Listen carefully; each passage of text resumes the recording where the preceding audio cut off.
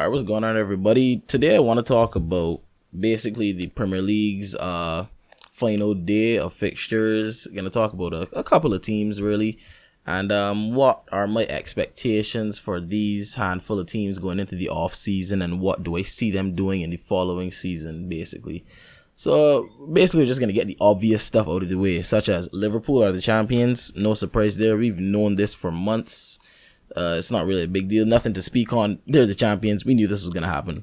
Watford, Norwich, and Bournemouth are all relegated. I actually saw Watford. I saw Norwich getting relegated.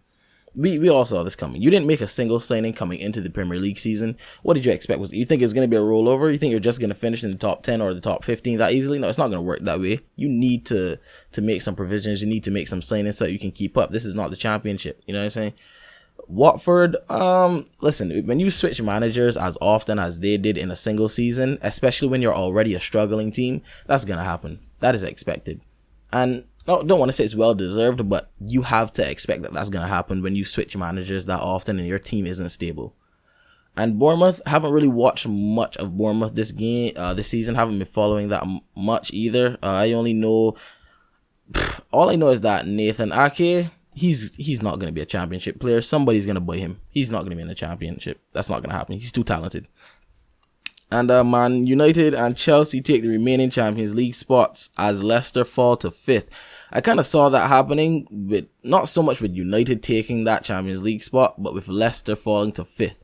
Leicester have been on a downward slope even before the restart of the Premier League season due to the coronavirus lockdown. They've been on a bit of a downward slope, and it hasn't gotten much better since the restart. So I kind of figured Leicester would fall out of that top four race.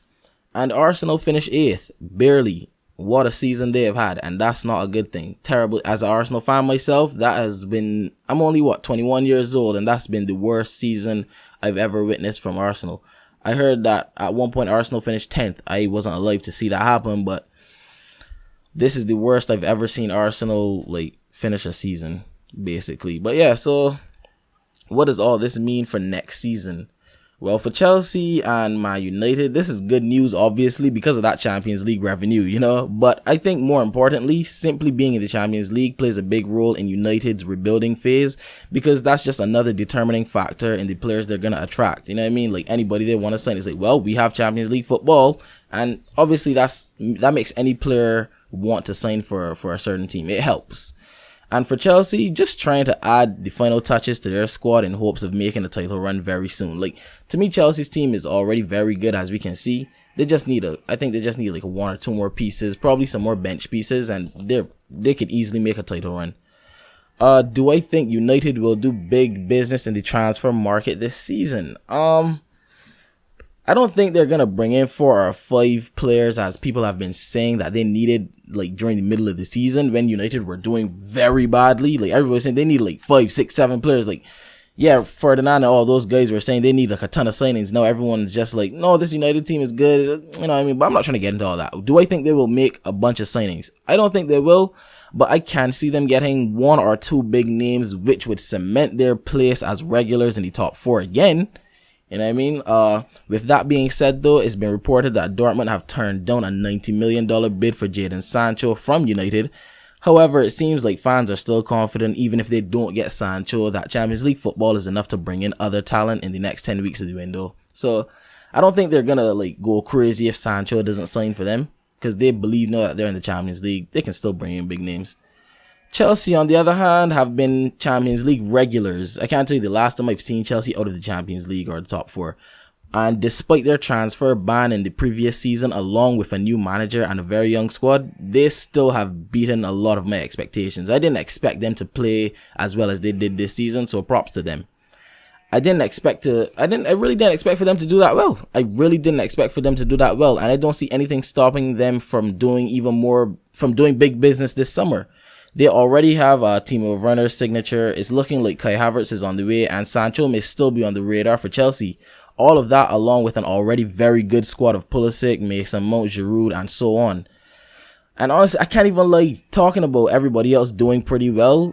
It's got me kind of upset because, listen, if you scroll down the table, you'll see little old Arsenal down there in 8th. hoping they can at least take home the FA Cup trophy. You know, anything to make this horrible season seem a little less embarrassing. Like I said, me as an Arsenal fan myself, it's tough to watch. The last thing we're holding on to is the FA Cup, and not to like make the FA Cup seem like some just a little bit of a community shield. It's a very big deal, but look, if we win that, it's gonna paper over a lot of cracks. But yeah, aside from a few statements from Arteta saying he's been working very closely with the Crown Keys and they intend to do sufficient business in the offseason, there really isn't much to go on or to look forward to in terms of transfers in or out. We haven't gotten any legitimate news of players we're keen on signing or news of our own players who will be leaving. Instead, we've only heard about the possibility of the likes of Mustafi, Kolasinac, Bellerin all getting new deals. For what? I don't know. I don't understand why we are so willing to give the main players who've been a key part in us losing games new deals. Is this something Arteta wants? I don't know. But it's like for every one step we take forward, we drive a mile backwards. Why can't we move on from players who have been absolutely shocking? Why can't we stop buying players who are just looking to pick up a couple more paychecks before retiring? I'm looking at you, David Luiz. I'm not saying I think every single one of these players are no good whatsoever, but it's clear that they aren't good enough and we need to move on and plan for the future. With every new deal we give one or more of these players, the further we fall down the table. Do you know how close we were to finishing in the bottom 10? Don't let that 8th place and a FA Cup final fool you. All I can say is that I have some hopes that Arteta has a vision for the club and that he gets the support that he needs, because if not, Arsenal flirting with that relegation zone might become a lot realer than the fans seem to believe. It's no joke. But yeah, this is just a short video. I don't really have much to say on that. I'll see if I can see what else is going on in the Premier League in the transfer window in the next coming hours, couple days, and get back to y'all on that. But for right now, I really just wanted to talk about Chelsea, Manchester United, and Arsenal, because you know those guys are always on my radar. Obviously, as an Arsenal fan, and yeah, you can make the jokes. Oh, you're all in 8th. We're no longer. You're mid-table. Yeah, whatever. Listen, we can easily get back up into this top 4, top 5 race. You know what I mean? But we need to do the work in the offseason, and we cannot allow teams like Chelsea and Manchester United to get so far ahead of us, because it's going to be difficult to catch back up. So yeah, until the next time, guys, thanks for watching.